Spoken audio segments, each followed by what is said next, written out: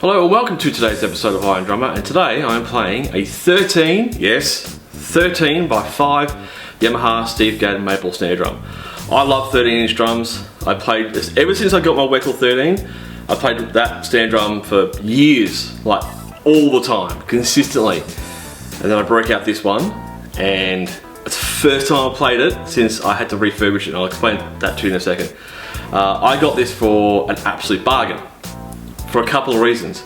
The hoops, they're a little bit, well, not great condition. They're still round, they're still flat, but the powder coating that obviously goes on them has worn off in big chunks.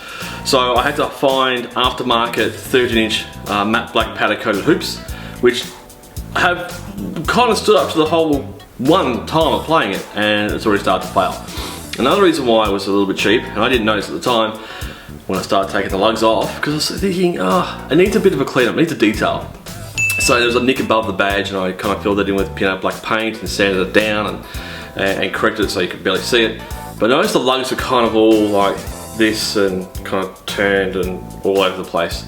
And then I took some of them off, and the locator pin had either broken off or was completely bent from being cranked up. And I just decided to, well, I'm now going to try and find some spare parts. I found, I think, 5 or 6 of the chrome lugs floating around at some point, and that was no small feat. Chrome, easier to get than the gold ones, so it wasn't a big deal, but still hard. But then I came across another problem. I couldn't get snare wires, but I got some Presonus ones which fit, and I like the Gadd ones, which is fantastic. I did find some Gadd wires overseas, which I'm not going to put in the drum because they're just really rare and really expensive, like the drum itself. But I also found another problem. I tuned it up for the first time when I got the drum after doing all the work to it, and I was hitting it and just couldn't get it to sound great. I don't know what it was. And then when I was looking at the snare bed was actually on one side, was completely off to one side. So in the manufacturing process, either when they were drilling out the shells misaligned, or they did the snare drum bed or snare bed, and it was just off kilter. So I was hitting it going, getting these weird bars, I couldn't tune it up, it was doing something weird. And that's how I met my good friend now, Phil Shinbine from Shinbine Drum Co, who fixed it up for me. He loves orange, hence the orange straps on the snare wires.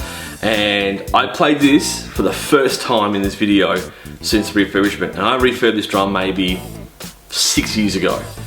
I know, I'm slack, but anyway. I love 13-inch drums, especially 13 by 5s. They're just a great drum. This is intoxicating to play. You just hit it and it sounds amazing. So less talking, more playing. Excuse my really bad attempt at playing a Gadd lick or groove, but I'll see you on the other side.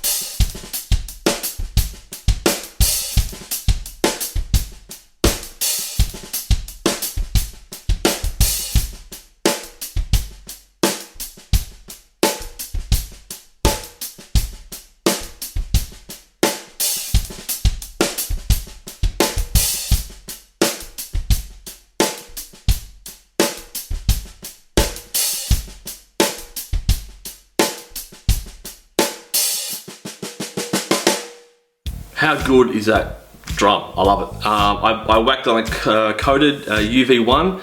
Actually went and swapped it out to a Genera 1 coated, and it sounds mint. I love it. Low tuning, great, but the medium tuning, it just has that nice mapley woody crack to it, which is awesome. I absolutely love it. High tuning, I didn't go too high, because we know what happens when I crank them up and they go too high. I tend to break logs. Even though I've got spares, I'm still very careful. Anyway, thanks for coming along. Please like, share, and subscribe to the channel, and I'll see you all very, very, very soon.